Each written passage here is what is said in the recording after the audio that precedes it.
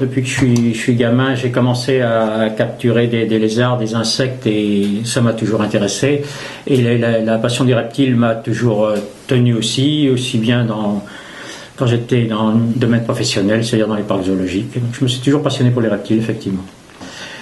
Alors actuellement, ce qui était la ferme pédagogique, à l'extérieur, on a surtout des animaux domestiques, c'est-à-dire des chevaux, des équidés, des moutons, un cochon, un lama, des chèvres, beaucoup de chèvres. Le serpent, lui, c'est à Paris, il est à la maison quand même. Et puis, donc voilà, de la volaille. Ouais.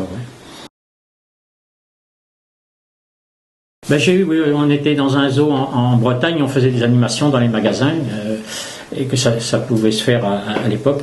On avait un guépard qui vivait avec nous, qui dormait sur notre lit, qui était très apprivoisé évidemment, et il servait à aller faire des photos dans les magasins, etc. Donc oui, c'est des bons souvenirs. On ne se rend pas trop compte finalement quand on le vit au jour le jour, mais après coup, effectivement, c'est des bons souvenirs. J'ai eu pendant 10 ans une femelle de dromadaire, qu'on appelle aussi une chamelle. C'est des gens de cirque qui nous l'ont placée parce elle était arthritique. Donc elle a vécu 10 ans ici, elle a eu une vieillesse heureuse. Elle nous a quittés voilà, bientôt 1 an, puisqu'elle est morte le 31 décembre l'année dernière. Donc même si on le savait, c'était son âge, elle devait partir, mais c'est toujours un grand vide, mais elle me manque toujours, oui.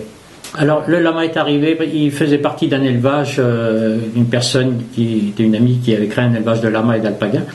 Et c'était son premier reproducteur, mais elle en a trouvé d'autres qui étaient plus laineux, on va dire, puisque le but c'est de recueillir le plus de laine possible.